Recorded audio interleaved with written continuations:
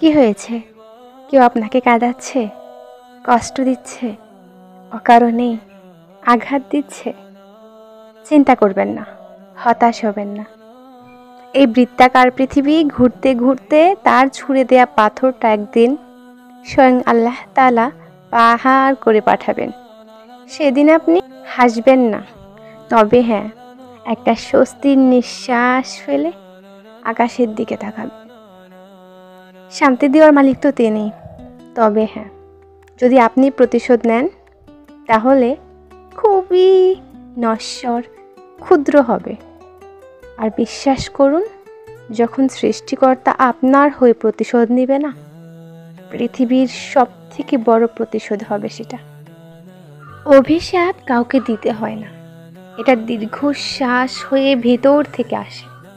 এটা আঘাতের গভীরতা বোঝায়।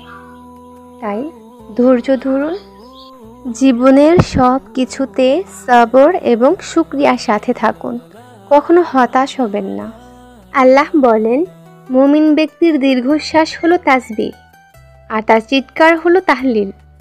তার ঘুম হচ্ছে ইবাদত, এবং সে দীর্ঘশ্বাসের সাথে এক পাশ থেকে অন্য পাশে ফিরে যাওয়া হলো আল্লাহর রাস্তায় জিহাদেরই মতো।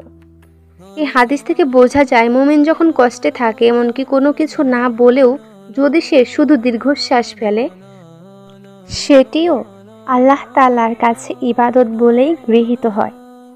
সুতরাং কারো দীর্ঘশ্বাস কোরানো থেকে বিরত থাকুন।